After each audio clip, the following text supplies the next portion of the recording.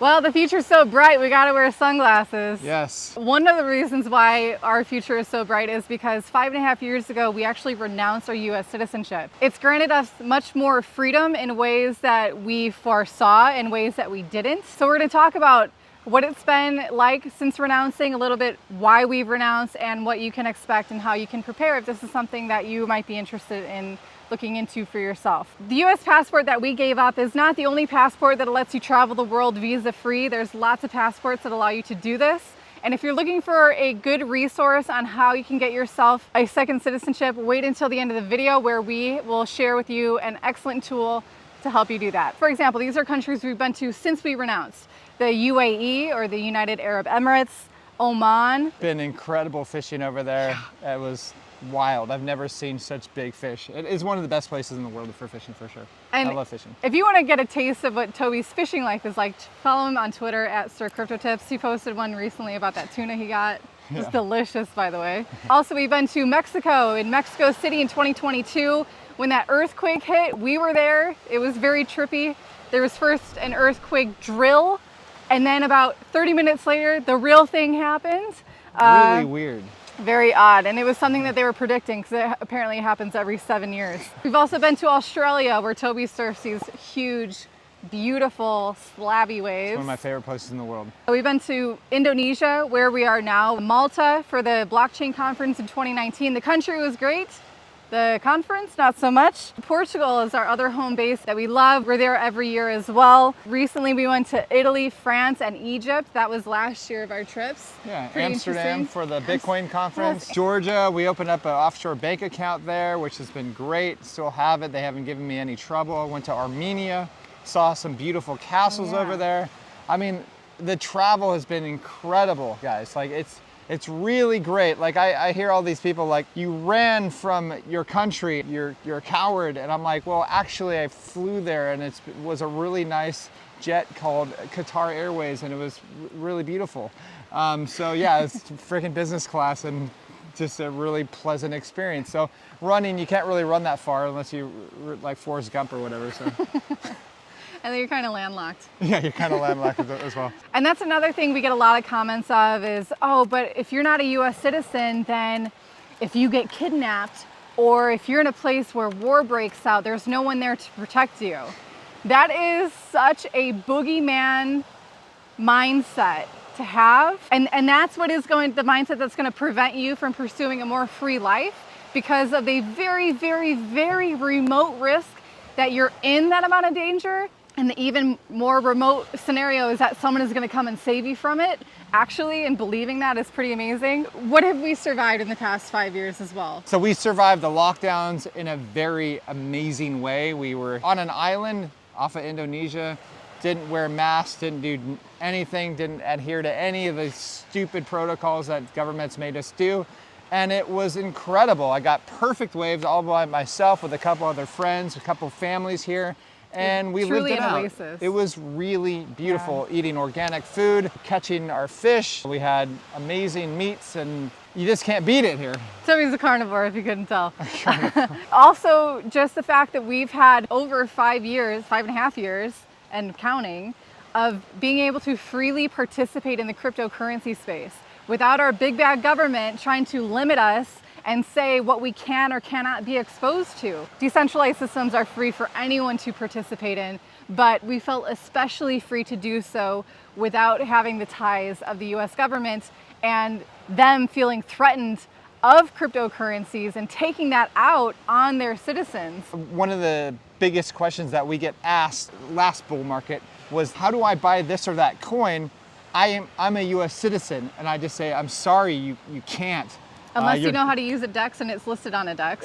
Yes, if it's listed on a DEX, fine. But like I said, listen, your government has put you into a little tiny box where they gave you, instead of Binance.com or whatever, it's just an example, they had Binance.us, and now they're kicking out Binance. The difference between those two is you can trade thousands of different cryptos on Binance.com and about 10 maybe on Binance.us. And it's because your government doesn't trust you. Yeah. Doesn't trust that you can run your own finances, where, you know, themselves are over $35 trillion in debt. Talk about reckless. You're taking advice from reckless people. It's also speaking to the utter failures of the regulators in the crypto space. But now let's move on. Yeah, let's move on a little bit to why we renounced our US citizenship. We wanted to, and at that point we're permanently living outside of the US. We really never had any life goals of living permanently in the United States.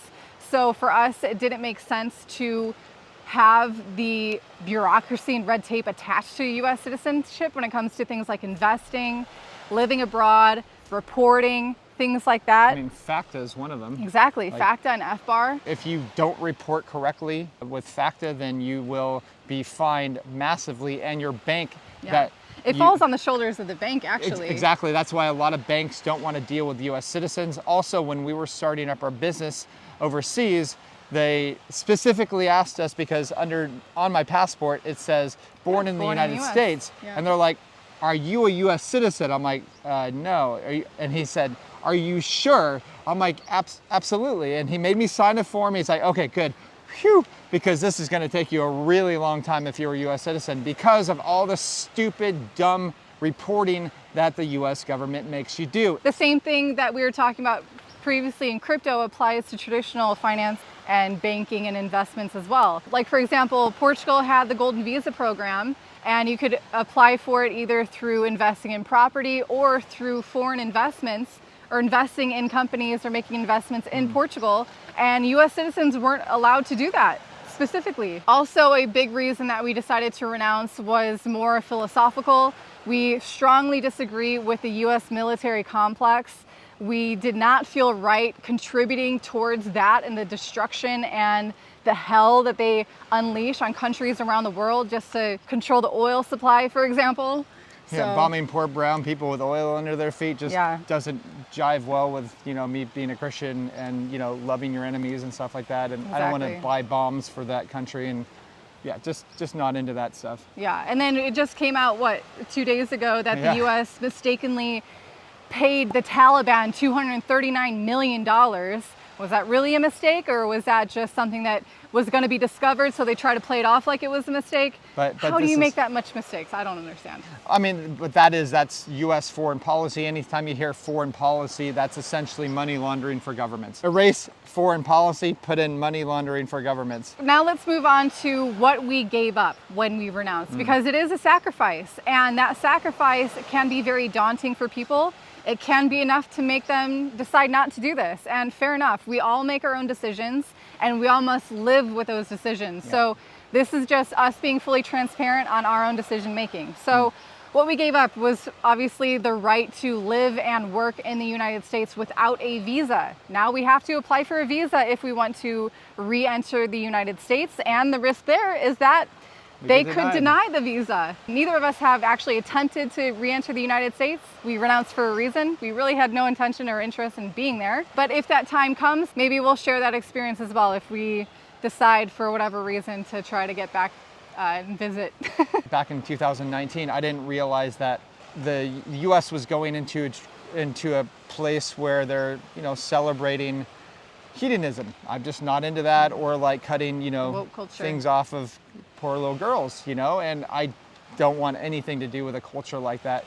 Portugal, for instance, is very family oriented. They have a huge family base there, and the fabric of society is still very much intact. They love kids. They usually kick out what is happening in the West as far as like surgical procedures on minors. Yeah, it's pretty insane. Yeah. This is after the fact, after we renounced, but it's more so confirming that decision for us.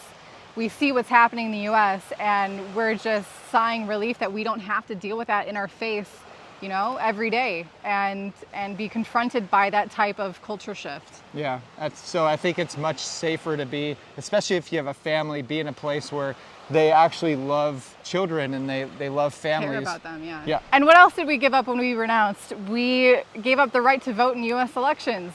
Oh, darn. I think that's okay. I'm totally okay with that, because I don't think your vote counts for much. That's just my personal opinion. Look up what the Electoral College does. Yes, that's actually true. The Electoral College, go look it up. But as far as voting, like, we vote every day with our feet, okay? Yes. This is just, you vote a tick. It's a reactive voting. This is what voting at a booth is, but we did proactive voting. That's really huge because you're taking control of your own life. You're not relying on stupid politicians because, I mean, they're all dumb. They're just a bunch of parasites. So voting with your feet always matters. For instance, the way you use your money, where you travel, what you eat. You're voting every single day. Schooling doesn't really teach you that, but that's really important. And you can take control of your life, especially if you are a Western citizen. Like, you have so many choices. Yeah. I would definitely recommend you taking advantage of that. There's a great movie called White Tiger. Pretty much what the movie talks about is all these opportunities that all these Westerners have, and there's golden opportunities, but they don't take it because they're comfortable. Whereas other people see these opportunities and they go for it full on. It's a really good movie. Definitely check that out. So basically, we did the big vote. We took our life into our own hands instead of delegating that to someone else who we hope has our best interests in mind and actually will follow through on the promises that they're saying in their campaign. And one thing that I've noticed is that around the world, most people realize that politicians, they're liars, they don't trust them.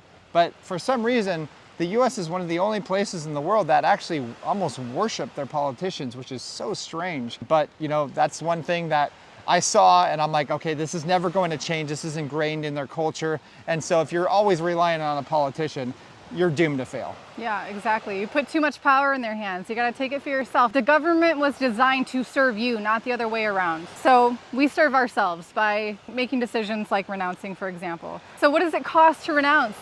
It used to be relatively very inexpensive.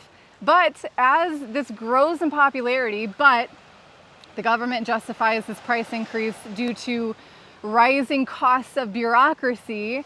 If you want to renounce your U.S. citizenship, it will cost you money. Approximately $2,350 or $2,350 paid in cash or credit. And you'll get a nice little receipt of your payment for renouncing your U.S. citizenship.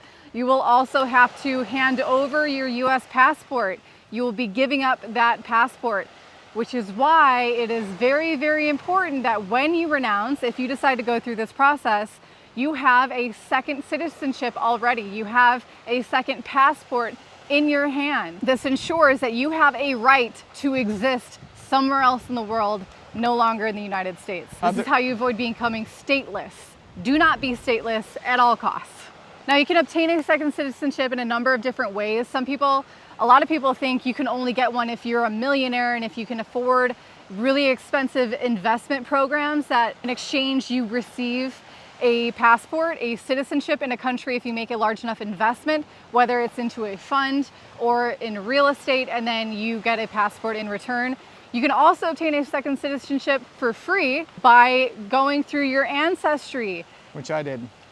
If you're a US citizen, chances are you have family who has immigrated into the United States, and potentially you can obtain a citizenship from the country from they originated in, depending on how many generations back that country allows family members to apply. But also another relatively free or very inexpensive way to obtain a second citizenship is through residency programs. So depending on how long you hold residency status in a country, they will allow you to apply for citizenship. In Portugal, for example, if you hold residency for 5 years, you can apply for a Portuguese passport. In fact, in 2024, they have a lot of applications for citizenship. Could be because Portugal is an amazing country, could be because of their very favorable tax laws that are becoming more and more attractive to people around the world. Could be for a lot of reasons, but I just don't want you to feel trapped because you can't afford a second citizenship. There's lots of ways to do this, and if you're interested in learning how to obtain second citizenships, I can speak from experience working with Jennifer Marlin. I've done interviews with her years before. That's how I obtained my second citizenship. It was through investment. It was through successfully investing in cryptocurrencies. I was able to afford that citizenship. Thankfully, we chose to invest in second citizenships instead of Lambos or extravagant things that are really pretty to look at. We got a tool that allowed us true freedom. So if you'd like to contact Jennifer, check out the link down below in the video description. Again, speaking from experience, she's highly professional, highly responsive, and I cannot recommend her enough. So if you're interested, check out that link down below. And if you guys noticed Toby's t-shirt today and you think it's really cool and you like organic cotton, I like it. Feels real nice. Check out shop.learningcrypto.com. We got a lot of cool merchandise there, as well as access to my ebook called Why Crypto. That's important. Yeah, very, One of the very best cool. books, in my opinion, out there on cryptocurrencies. Also, if you want to see my portfolio, you want to see what I'm doing with crypto, you want to see when I'm buying, when I'm selling, especially when I'm selling during this bull market, definitely check out learningcrypto.com. Like and subscribe. Talk to you guys soon. Bye-bye. Bye.